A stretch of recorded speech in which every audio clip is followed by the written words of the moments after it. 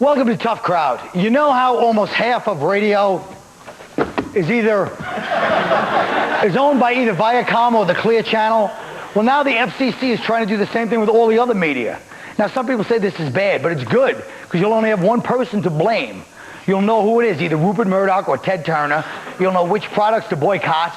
We can openly divide ourselves like the Shiites and the Sunni Muslims. You know, media is our religion anyway. TV is, so you can be the O'Reillys or the Michael Moores, you know. We could all worship different stations. Instead of rioting during Ramadan, we start trouble during Sweeps Week. Because right now we're divided anyway. Look, there's newspapers, TV stations, magazines for everybody.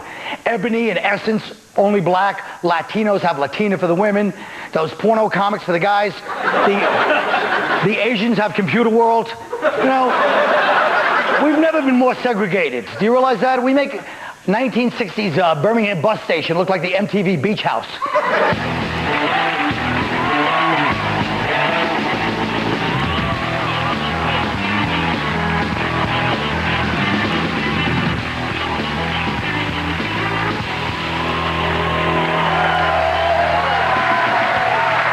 I just want to say I really am a great comedian. All right, look. So the biggest argument against this FCC ruling is lack of diversity in the media. Nick, do you agree or disagree? I mean, can we stop with this lack of diversity?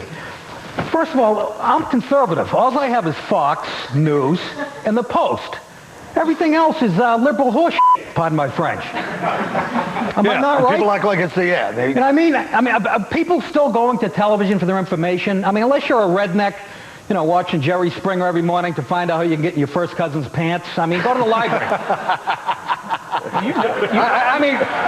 You know this is a bad issue when you've got Ted Turner and the NRA are against the rule changes. I mean, you're living in your own circle of hell when those two people are against you. I mean, those are groups of people that are sort of evil incarnate, and they're against these rule changes the FCC just made. So, I mean, I think that says a lot. You think it says it's good? Or I think it says it's bad. So it's so bad that even they're against it. Yeah, apparently it's not funny what I said, but apparently... Well, it's very, you know, it had a lot of levels to it. It's kind of... This is kind of a dry topic, to be honest. This topic is dry? No, I don't really care about this at all. Well, Australia, you know, they raised the price on fruit. Maybe we could kick that around for a few minutes. This is... No, but I'm more worried about the employees. They're the ones who get in trouble. That's right. Because of the fact, like I remember like 87, 88 or whatever, I worked for a radio station and I got fired. But I didn't give a damn because I could go to the next R&B station. You know, because I knew I had another job that I can go to, another radio station to go to, I cursed everybody else. And hey, kiss my ass. Right. Kiss my ass. Now in 2003, you can't do that. Because you say, look, I'll go to another station. The guy, no, I own that other station. So, you know, you end up... Yeah, you're on their computer file. We just had a breakthrough. A black guy talked about getting fired and didn't blame it on white people. That's the... Well, we didn't ask him I didn't get to that yet. Let me get to that. Okay. He's assuming the guy that don't know the R&B. Louis, dry topic to you too? You son of a bitch. A little bit. I don't really care. Well, screw it. You're a filmmaker. Go ahead, Keith. No, I mean, you know, let's talk about something else. We are going to talk. No, let's... Oh, relax. I'm relaxed. I come on the show. The show starts. Everybody's busting my ball. Shut up. Relax. I'm sitting on the damn show. Everybody starts insulting the topic. The first one out of the box. I just shaved. I'm all clean, excited. The problem with the media, it's controlled by cultural Marxists who are hell-bent on destroying this white patriarchal society that we have going. What the hell are you talking about? Hey, sons of bitches. You heard me. And they're clapping. What the hell am I? Where the hell am I talking about? All the sailors are right with me. Yeah. Every commercial, the black guy's a genius, the whitey's a dope, the woman's strong, the guy's weak. I'm sick of it! I've had enough! Next thing is back. What are you watching? He's back from vacation. What channel? I'm not watching BT, bitch! Oh! Listen! Wait a minute. Go ahead. Okay, you know, he's just... This whole wait. thing. I'll be fine for that. Exactly I thought this topic was boring. I love it. You shut up. Juicy Fruit Lips? Yes. Thanks for repeating it, jackass. They didn't hear it. Is that like a prison nickname? A black guy making fun of a white guy's lips. Come on, come on. Exactly. But here's what I'm saying. This is why the white man is finished. Because of that. It's still finished. You are finished because you bitch too much. Every little thing you bitch about. Wait a minute. The white you got one dynasty. Puerto Rican girl applauding. I like people that color. I like people of color. There you go. Okay. Make me sick. You're a person of stupid. Hey, relax. I don't care what you say. People are so angry, aren't they? It's possible, whether it's fair or not, the fact is being white is awesome. It's so great. It's not. No. Wait a minute. Hold on now. Let me finish. Let me finish. Whiteness. We're somebody black. Look at us right here. That's what I'm saying. Look. Hey, look. Let me just make my case. There's 5 comedians on the show. There's only one black guy. See, we get benefit of the doubt. Nobody bothers. The cops are polite to me. It's just really great. I mean, I'm sorry that it's so great. Damn. I think it's wrong that it's so great, but the fact is, man, it's awesome, dude. Let me say this. We may be finished. You are But finished. why don't you admit one thing? For 300 years, you let 12 Dutch guys in shorts push your whole continent around. We thought they were ghosts. He said we thought they were ghosts. 3 companies that manufacture devices and software to filter out scenes of sex and violence from DVDs are under attack from the DGA, the movie studios, and directors for copyright infringement, whatever. So what do you think about this? Louis, you're a filmmaker. Yeah. Well, to me, it's like all that parental control and that kind of thing. People are always trying to protect their kids from stuff that's supposed to be adult. And I think it's a shame because watching things you're not supposed to be watching is part of growing up, you know? Like, that's how you learn things. When I was 9, Saturday Night Fever came out, and my friend's mother took us to see it. So I'm in the theater watching John Travolta have sex with his girl in the back of a car, and I go to my friend's mother, what are they doing? And so she gave me a hand job. And so that was, so here's the thing. If I had, if it weren't for that movie and my scene, I would have had to wait till I was 12 to get a hand job. In fairness, when you brought up Saturday Night Fever, because I was 17 living in Brooklyn, yeah. The Saturday Night Fever in the 2 years afterwards, nothing was more aggravating than your people walking around swaggering like they own the damn world. Oh, they really annoyed me. They still wear the same hairdo from Saturday Night Fever. They do. Oh, yeah, and you're right. What are you supposed to... We changed. Oh, boy. Black people make everything better. Look at you. When you go to stores, you order boots. We made them Timberlands, Jack. I used to wear Timberlands. I was wearing Timberlands in high school, a-hole. They weren't called Timberlands then. That kind of language is uncalled for, guys. Let me tell you something. The bottom line is, they do damage movies, because I saw this hilarious movie in the 70s called The In-Laws. Yeah. Then they must have re-edited it. I saw it in the movie theater a couple of weeks ago. It stunk. It was humorless. Well, and look at how they market all the humor was gone. Yeah, but you know, for years, Blockbuster Video has edited movies. That's true, too. Right, exactly. Like the Bad Lieutenant, when he's like masturbating while the girl's in the car doing the thing with her mouth. I rented it from Blockbuster and sped to that scene, and it was gone. I called Blockbuster. I'm like, I got an erection, and the scene's not there. He hired a crew. We have to talk. We have to talk because you people are always leaving the commercials, and I'm sitting here watching with these people. So we'll be right back.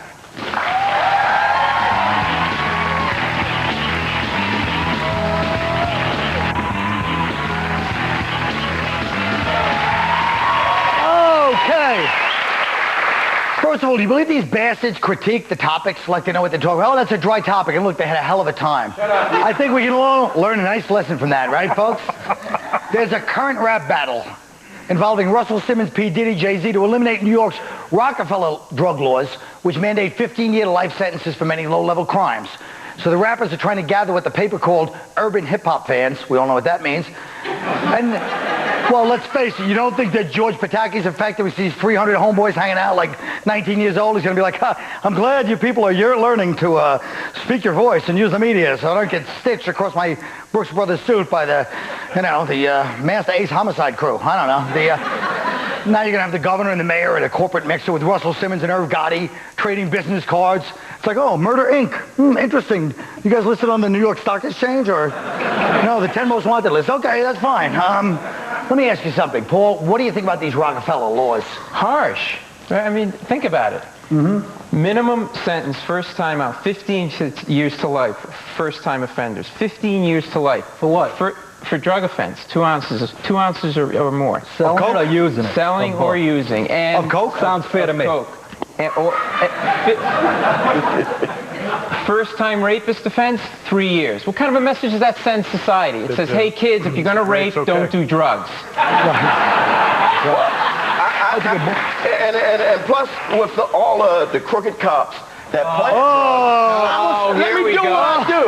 Here we go. That crooked ass cop. Man, let me say this. Cops has been so crooked. Up your nose. Wait, let him speak. Cops have been so crooked in America that there's nothing too far-fetched that you can accuse them of. People will believe anything you say about them. Cops took me in a space shuttle, flew me to the moon, and put cheese up my ass. They did? Oh my God. Son of a bitches. That's awful. Was it good cheese? They've been... You guys go on the space shuttle? That's great. What are you complaining about? I didn't think there were blacks on the space shuttle. I think we're really moving forward as a country when we're letting the hip-hop community decide the drug laws. They'll be like, hey, shut up. Wait. You know, what's next? We're going to let your people decide what the legal alcohol limit is for driving and drinking? The whole intent of the law was back in the 70s to eliminate drug trafficking on the streets of New York. Has it worked? Look at the intent of the law. No, it hasn't worked. How do you know all this? Are you married to a Dominican? You can...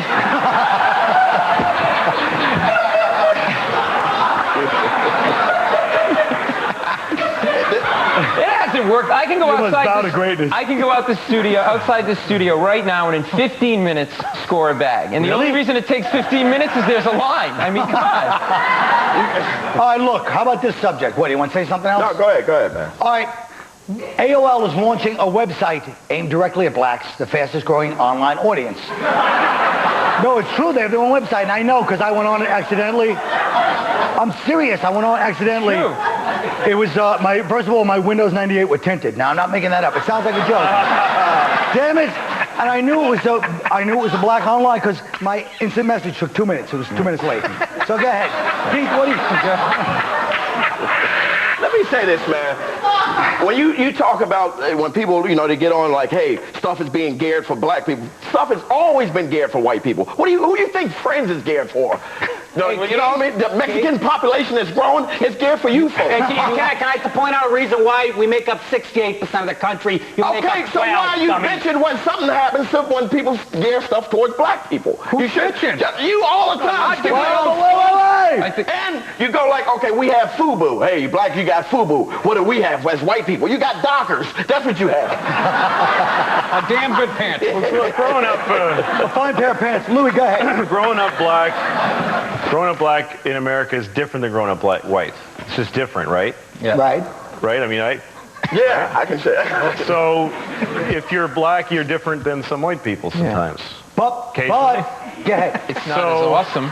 Somebody who markets stuff says, hey, I bet that if we make this more like these people would like it, we'll make money. They're just making money. Right. Who cares? Well, because The whole thing is to carve it up. That's the whole thing. But They're going to carve it up with Asians. That's a very innocent. Yeah, but you know what backfires because aren't you insulted when something's geared right to you? It's like it's targeted to you. Like, hey, black guy, there's a gold tooth. You're definitely butt by it. I mean, don't you just want to watch stuff that's good because it's good? You don't want to see that. Hey, I'm supposed to go to the black. This country's schizophrenic. You're going to get hit. No. You're going to get hit. Can I just say this? Go ahead. They're going to get hit with. Don't say it. They're going to get hit with major spam. All these penis reduction ads you guys are going to be seeing. They love spam. They love spam. It was a compliment. It was the opposite. Now listen to me. This country's schizophrenic because everybody's like, oh, we should be unified. Then segregate. Everybody goes, hey, wait a minute. People should allow their own culture. Right. This country's phony. Celebrate diversity. Just don't point out anyone's different. Right. I know I've said it a few times. It's getting a little played out, but you have to admit it's a damn good point. Excellent. Everybody's damned if they do and damned if they don't, and I can't take it anymore. I'm going to eat one of those chocolate things. As MacArthur said in the Philippines, we'll be right back.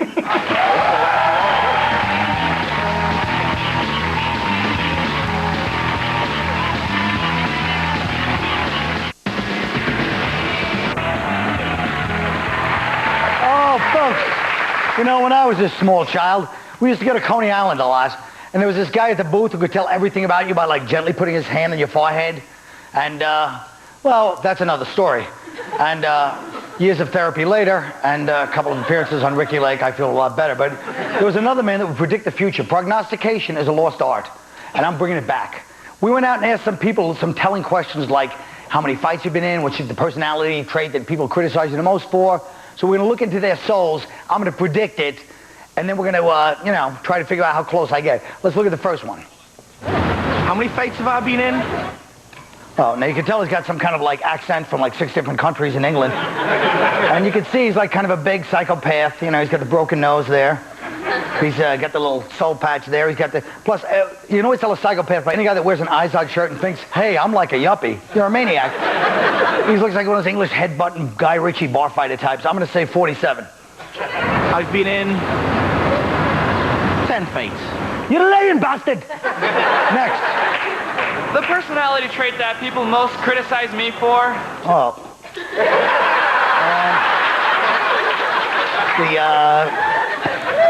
Stalking Molly Ringwald in 16 Candles? I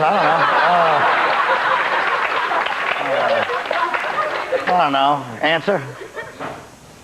I scream like a little girl when I'm tickled. If he's not setting himself up in New York, how long before you see him walking through Chelsea in a pair of Daisy Dukes, right, folks? No, I'm kidding. Okay, next. I'm sorry. Personality trait that most people criticize me the most for is...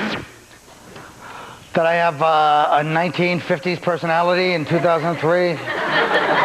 Well, you try to follow that Daisy Dukes reference. Go ahead, answer. A little high-strung. Yeah. Seems like they really have to call out the SWAT team when you and the fellas get together over the backgammon set with a couple of light beers. Now listen. All right, who's next? Personality trait that people criticize me most for is... Telling white girls I'm Method Man. Answer. Smoking too much goddamn weed, yo.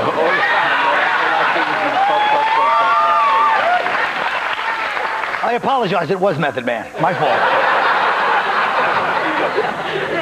Next. The personality trait that people criticize me most for? Is your double message with the cross and the breast so close together. It's like every time somebody looks at that little bra showing, then you feel guilty because you see our Lord and Savior. Answer. Probably being too flirtatious. Next. Oh my God. The incident that most influenced my life was... The incident that most influenced... Oh, I know, there's so many. You're like, hey, Carl, you guys are like, let me do that one. All right. I got raped by an abstract expressionist on the West Bank. Answer. My drug smuggling trip to Bogota, Colombia when I was 18 years old.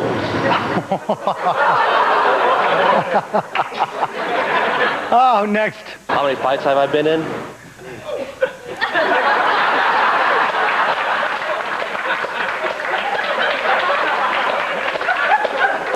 And, you know, how many fights have you been in? There's a guy in the audience, you know, rarely, they said that before we came in tonight, they go, the guy came. The guy who we shot in the footage, he's right up front. So how many fights have you been in? I'm going to say maybe in high school, a couple of scuffles when the kids would tease you and say you looked like Natalie Merchant. There he is right here, folks. Oh, the Academy boys, all right. Thank you very much. Thank you, guys. All right.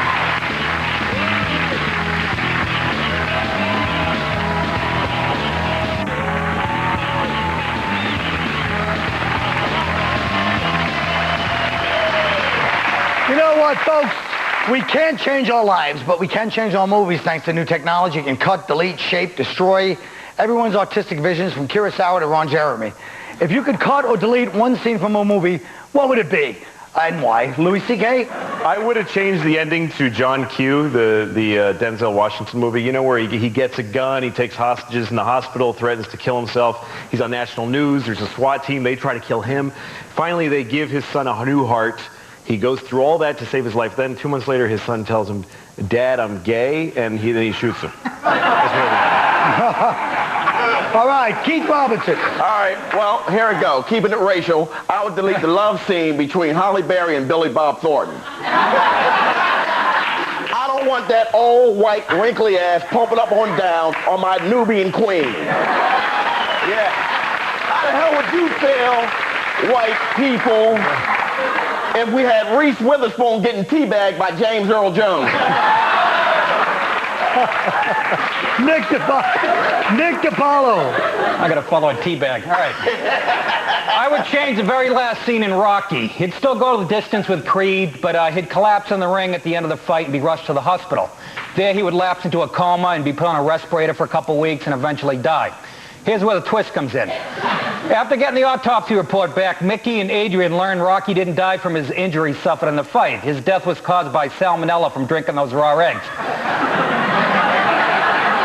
This ending is perfect because Rocky isn't killed by his foe, so he saves some face, but he does die, so we spared sitting through those 4 atrocious sequels. Paul Mecurio! In Ingmar Bergman's emotionally charged Cries and Whispers, there's a long dream sequence involving the beautiful Liv Ullmann, which conflicts with the existential message that the film is designed to impart about the quality of modern man forced to live in a godless universe. I'd get rid of all that and add a rapping kangaroo. All right, that's the show. Please throw away any deleted scenes in the trash on your way out. Good night.